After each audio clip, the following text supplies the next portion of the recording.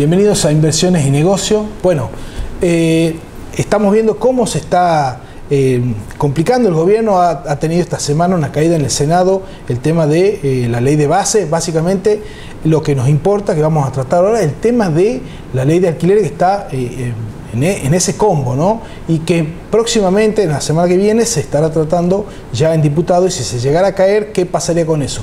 Para eso, que es la ley de alquileres, hemos invitado a Romina Gordillo, que está. Romina, ella es la vicepresidenta del Colegio de Corredores Inmobiliarios de Tucumán y además es propietaria, titular de la inmobiliaria Menires. Así es. Sí, mucho gusto. Gracias por invitarme. Gracias a vos, Romina, por venir.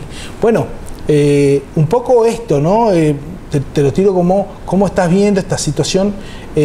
Primero, ¿cómo ves la situación de qué es lo que puede llegar a pasar con la ley de alquileres en el caso de que el Senado, ya, Cámara de Diputados, los dé de baja? Hablando en potencial, por supuesto, ¿no? Bien. Sí está preocupado el sector. ¿Por qué? Porque nosotros hemos visto una mejoría, un aumento de la oferta de inmuebles. ¿Eso fue real entonces? Exacto, sí. ¿De cuánto más o menos se estima? Y hasta hoy estamos en un 30% aproximadamente. Bueno. Aumentó mucho el stock. Sí. La oferta de inmuebles en alquiler aumentó.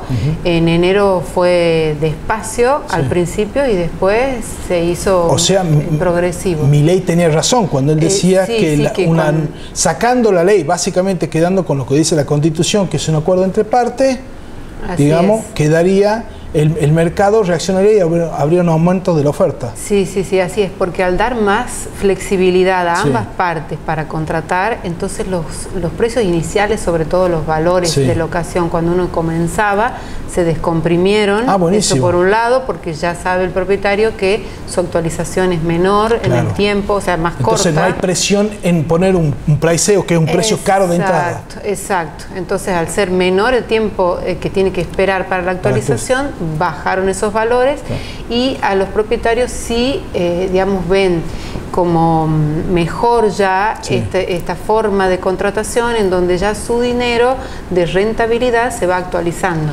Recordemos que estábamos con una ley del 2020 que un propietario tenía que tener un mismo valor por un año. Así es. La pérdida era, digamos, la pérdida para el que ponía, el propietario, era gigante. Y después, vos me decías, comentamos recién off de cámara, que también se perjudicaba el inquilino porque después se le duplicaba el monto. Claro, los últimos meses de alquiler, si bien eran más holgados para el bolsillo de la economía familiar, después cuando venía el incremento era no solo el doble, sino más del doble le aumentaba el alquiler, y entonces eso también golpeaba porque ellos ya se habían acomodado a un alquiler que estaba bajo en mercado. Entonces, bueno, todo eso sí hizo que los propietarios vayan retirando inmuebles y bueno, al flexibilizar el DNU, la posibilidad de con cuánto tiempo yo te voy a actualizar, con qué índice te voy a actualizar, porque eso también en la ley que estaba del 2020 decía qué índice iban a utilizar y que era por 12 meses. Después se flexibilizó a 6, pero bueno, ahora lo que se está usando en el mercado es 4 meses de actualización cuatrimestral para vivienda, y sí en comercial es un poquito más corto, porque bueno, el comercio es 3 meses. El comercio tiene posibilidad de ir incrementando también sus precios. Entonces, bueno, por eso es que se hace cada 3 meses en comercial y en vivienda cada 4. O sea que realmente lo que decía Milei, que la mano del Estado distorsionaba el mercado. Es decir, no solo achicaba la oferta, sino que aumentaba el precio. Exacto, que era lo que nosotros también desde el sector inmobiliario le advertíamos a quienes querían hacer esto antes del 2020, que después finalmente salió, que iba a suceder, iba a haber esta distorsión, iba a haber menor oferta y por lo tanto iba a haber los precios mayores. Ya de por sí, oferta y demanda, cuando hay tan poquita oferta y tanta demanda, ya los precios se elevan y encima esta presión del propietario de decir, mirá, yo no puedo sostener un mismo valor por 12 meses, cuando en Argentina prácticamente todos los meses cambian los valores. Entonces ahí empezaban también el incremento en el valor inicial, cosa que no sucede ahora. Ahora están en valores de mercado. Los nuevos contratos están en valor del mercado. Los que están todavía con el antiguo contrato están... pero todavía hay contratos desfasados. Y vos pensás, entonces, a ver, vamos a hacer una hipótesis. Supongamos que el gobierno, no logre que también la Cámara Baja, recordemos, tanto los senadores ya han dicho que no, han pateado en contra de este libre mercado. En el hipotético caso de que los diputados hagan exactamente lo mismo, ¿qué es lo que va a pasar con esta ley? ¿Va a caer? ¿Qué es lo que están haciendo ustedes desde el colegio para...? Exacto, es decir, retomando la consulta inicial tuya, exacto, disculpa que yo te hice la introducción, es que en realidad estamos preocupados. Está bueno porque vamos por eso. Claro, estamos viendo el mercado que fue beneficioso, por eso es que quisiéramos realmente desde el sector y para beneficiar tanto a inquilinos como propietarios, porque los inquilinos tienen más variedad de oferta también para elegir y los precios bajos. Entonces, para beneficiar a ambas partes, sí, lo que nosotros estamos haciendo es solicitando que el DNU quede vigente, aunque sea esa parte de alquileres, ¿sí? Porque vemos que, como te digo, es beneficioso para todas las partes, no es que hay una que está... ganan las dos. Exacto, ni perjudicada ni nada. Entonces, bueno, y hay, sabes que hay una moción que esa parte de la ley de alquileres quede vigente. Bien. Y si cae, que caiga lo otro, pero bueno, es una moción. Y eso ustedes lo están hablando a nivel nacional con los, con los senadores y los legisladores, porque ellos, tanto senadores como diputados saben de esto, saben que el mercado se acomodó rápidamente y la Cámara de Senadores, votó en contra. Evidentemente los senadores no están de acuerdo con que la gente gane, digamos. Y porque digamos, si ellos tienen la información, si yo por ahí de que como periodista mucha presión política, y a veces no se mira bien no se mira la necesidad de la gente. A eso voy yo, porque en realidad ellos están legislando para la gente. Ustedes le están haciendo llegar también a los diputados, ¿no? Sí, nosotros estamos nucleados a través de la Federación Inmobiliaria de la República Argentina y tenemos ahí nuestros representantes a nivel nacional. Entonces, de ahí pasamos comunicados, incluso por escrito y todo, a diputados y a senadores. ¿Y qué es lo que ustedes esperan? Esto, digamos, que siga vigente, que no vuelva atrás, porque eso sí va a ser un retroceso y seguramente van a incrementar muchísimo los valores. Y además se va a caer el mercado, se va a desplomar. Sí. Bueno, Romina, excelente, la verdad que fantástica, muchas gracias por haber venido. A ustedes. Seguramente te vamos a estar invitando más adelante para ver cómo sigue la dinámica esta. Con mucho gusto, a ver qué pasó. Exactamente, muchas gracias por tu participación.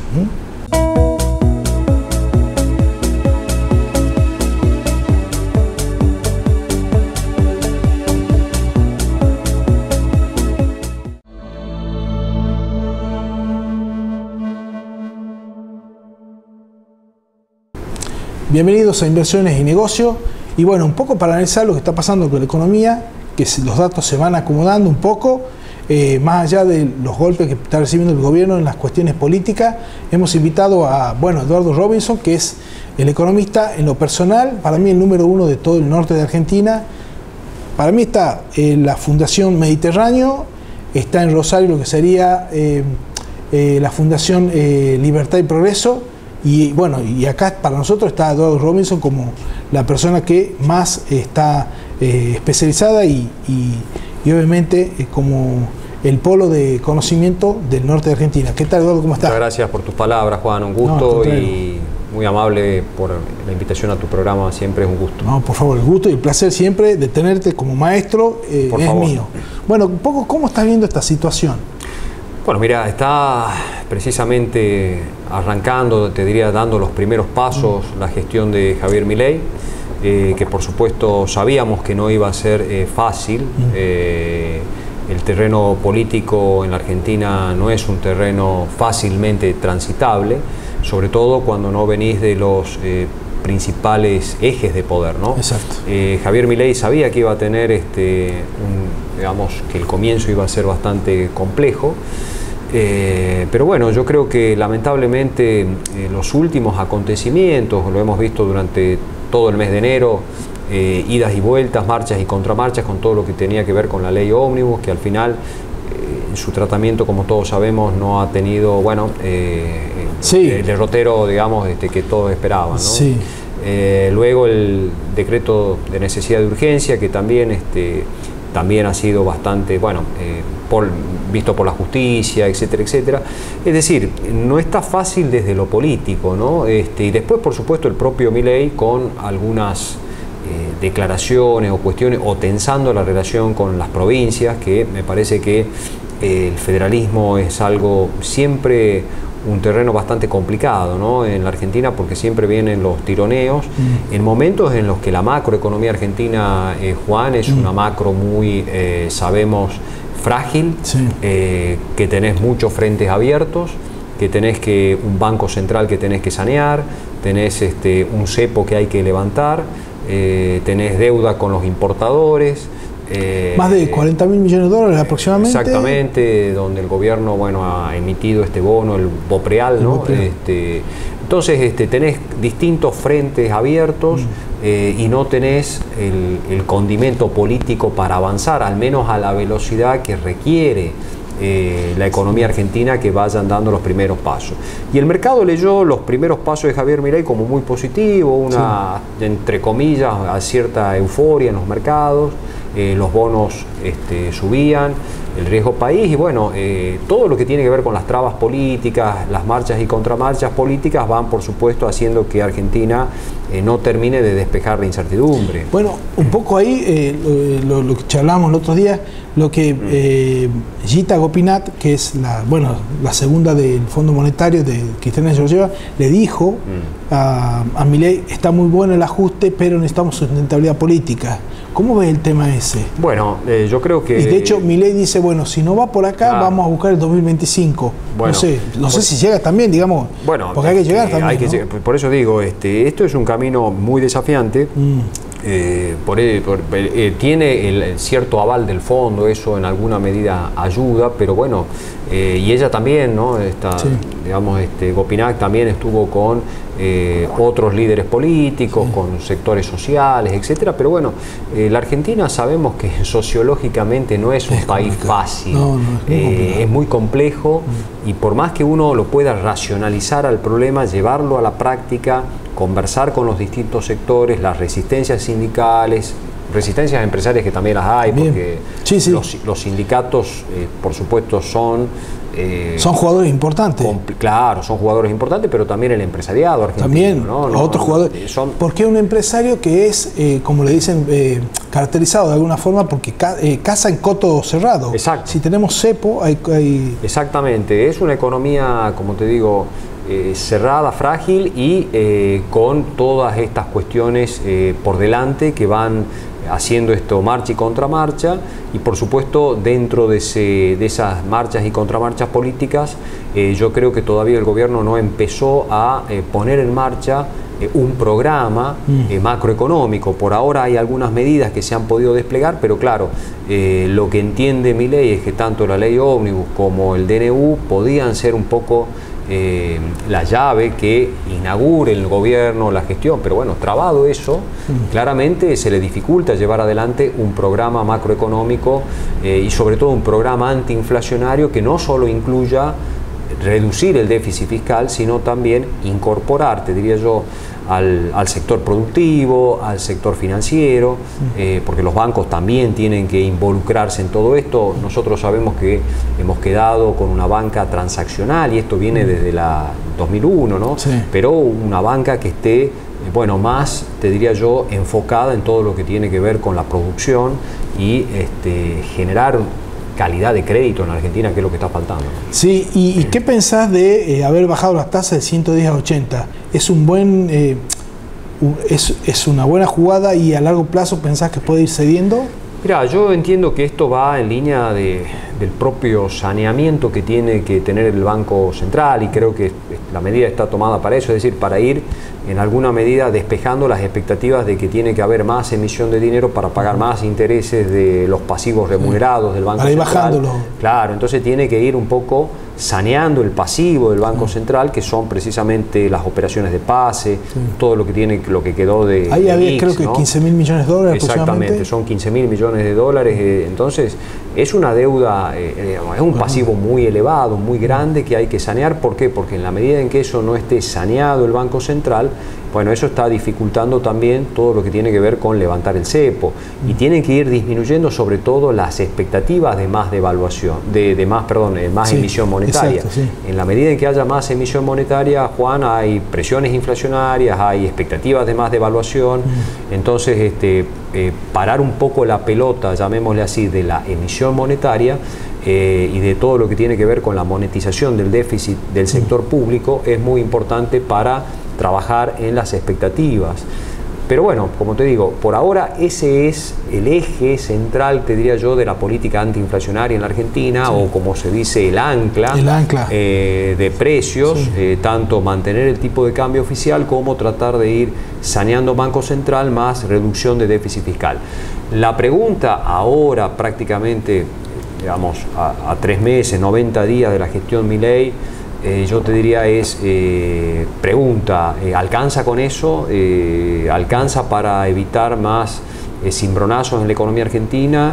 ¿Qué va a pasar con la política? Es decir, por ahora estamos en plena incertidumbre, no solamente macro, sino el componente político que todavía no está muy claro. Falta mayo, vos sabés que el pacto de mayo a veces se da según el gobierno, si se cae en el DNU, la ley de, este proyecto de ley de base también se cae en diputados, ellos dan por hecho que el pacto es como que no tiene mucho sentido sentarse a conversar, porque a ver, creo que un poco lo que es la negociación era tratar de destrabar precisamente estos ejes de gestión de Javier Milei, ¿no? ¿Y qué pensás en el caso de que obviamente se caiga en diputados y el gobierno diga, bueno, ya está, el pacto de mayo no tiene sentido, y ellos hablan ahora de que van a empezar a mandar a Senado de Diputados parte por parte? ¿Qué pasa el otro día de que, la ley de base no va a ir en los mercados? ¿Qué pensás que puede llegar a pasar? No, los mercados claramente ya están, yo creo que ya están anticipando que Javier Milei va a tener que ir a una velocidad diferente a la que él quería ir. Claro. Claramente porque, bueno, ya la primera prueba en el Senado no la pasa el DNU. Diputado creo que va a ser más difícil, y por lo tanto, si ese escenario realmente se da, si el DNU queda desactivado, bueno, los mercados yo creo que va a haber una nueva, es decir, van a ser lamentablemente una lectura, una reacción bastante negativa con respecto a la Argentina, porque decir, bueno, Argentina va a un proceso de reestructuración de su deuda, los bonos van a empezar a caer nuevamente, el riesgo país a subir. Bueno, porque los mercados hablan y porque los mercados hacen su propia lectura y dicen, bueno, mira, no, está mucho más trabado políticamente de lo que uno podía suponer, y lo que sería un poco la oposición blanda, llamémosle así, dentro del Congreso, bueno, no está resultando muy blanda que digamos, entonces yo creo que ahí va a haber una reacción bastante negativa por parte de los mercados, ¿no? Bueno, brillante como siempre, Eduardo. Por favor. Muchísimas gracias por habernos enseñado e iluminado en este momento, bueno, tan caótico que está viendo el gobierno, ¿no? Que tiene que pasar. Al contrario, a vos, Juan, siempre un gusto, ¿eh? Bueno, el gusto es mío.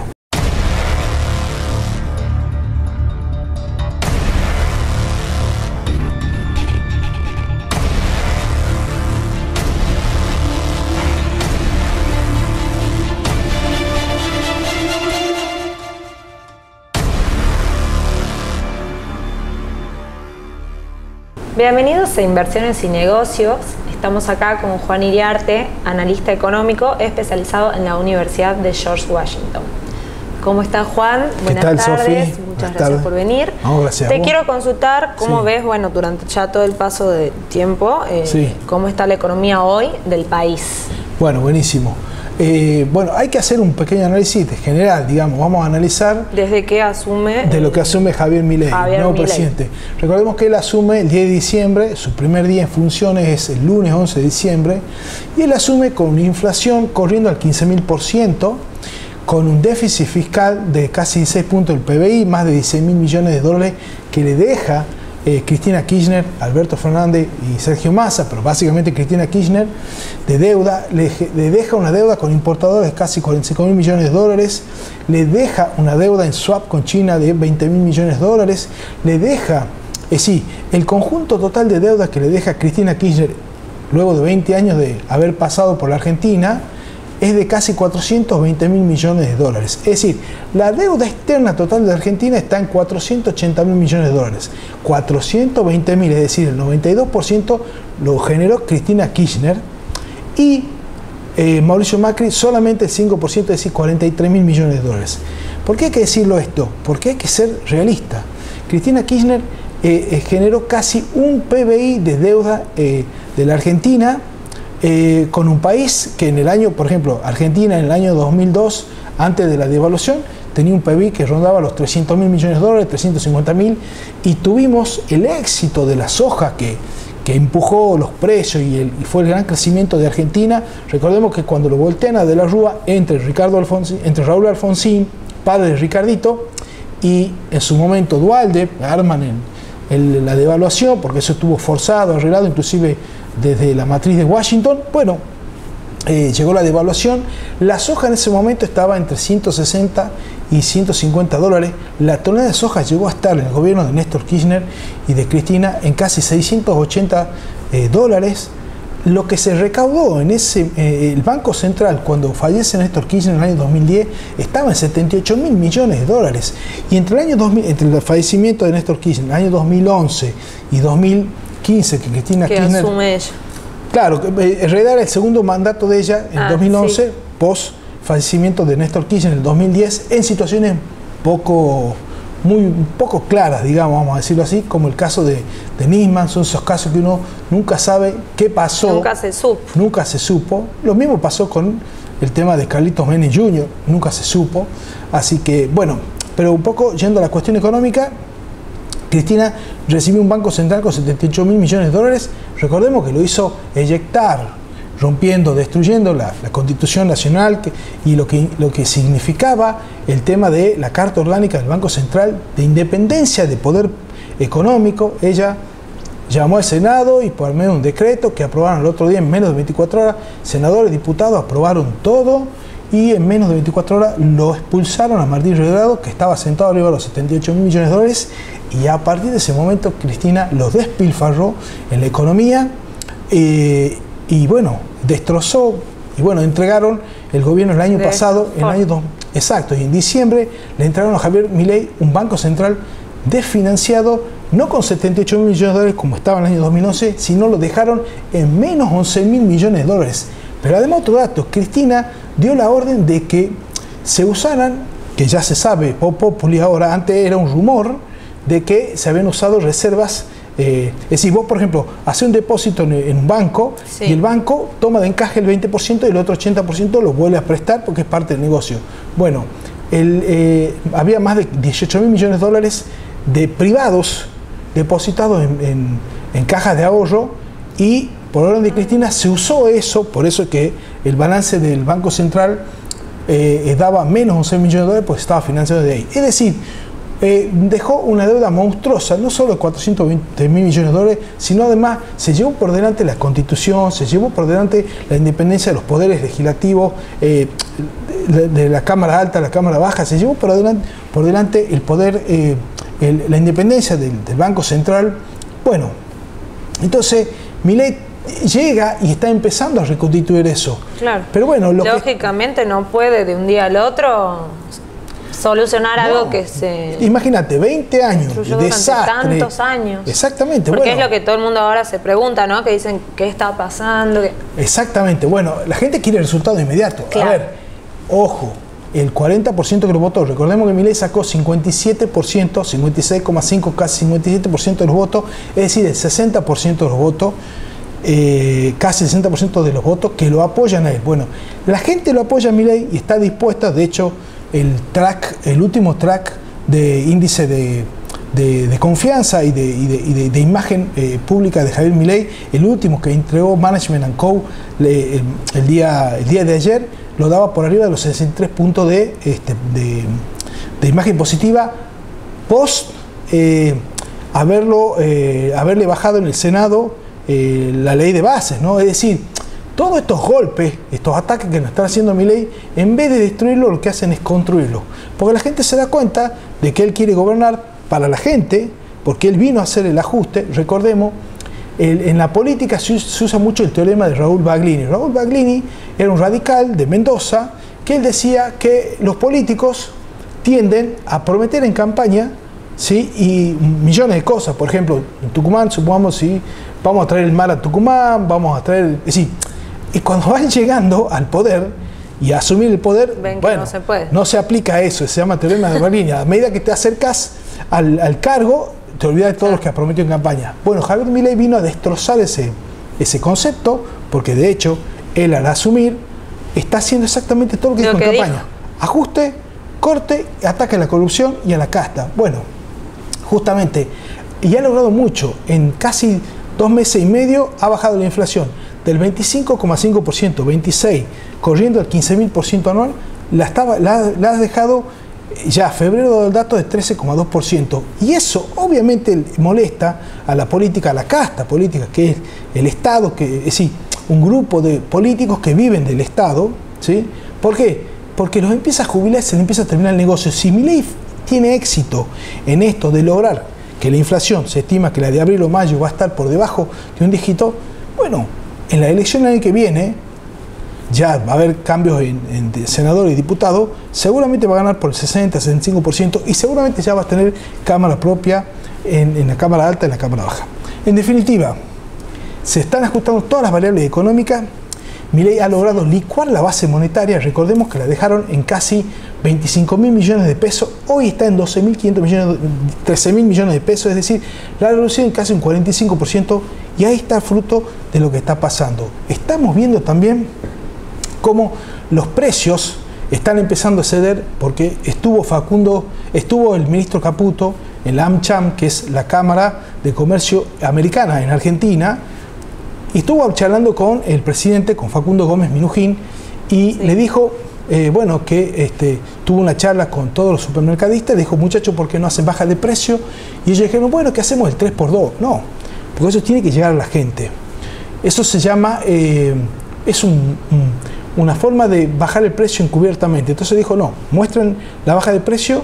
Y le dijeron, bueno, vamos a ver qué hacemos. Entonces dice, bueno, no, y además baja la demanda, lo que la gente no tiene plata. Lo que pasa es que la demanda bajó, pero ellos no están bajando los precios porque como la economía todavía está cerrada, ellos es como cazan un coto propio. Entonces, ¿qué es lo que le dijo por orden de Javier Milei? Le dijo, bueno, vamos a abrir las importaciones de mercadería. Y ahí al otro día bajaron 40-50%, que lo publicó en un Twitter el ministro Caputo de Jumbo, sí, felicitándolo, que bajaron entre 40 y 50% precio directo en góndola. Es decir, las variables macro se empiezan a acomodar y si esto sigue así, la economía se empieza a ordenar y esto preocupa y mucho a la casta política porque, bueno, no va a saber de qué vivir, ¿no? Exacto. Y hay diputados que tienen 35, 40 años y se tienen que jubilar muy jóvenes. Y bueno, porque va cambiando y eso es lo que les molesta, por eso necesitan volver al Estado gigante, ¿no? Bien, bueno, esto nos sirve para que la gente también un poco se informe. Exacto. Y por lo que, bueno, todo el mundo tiene esa incertidumbre y todo, así que bueno, te agradecemos muchísimo por la información. Gracias, Sofi, muchas gracias. Y le agradezco a todos por venir, les mando un beso grande y muchas gracias.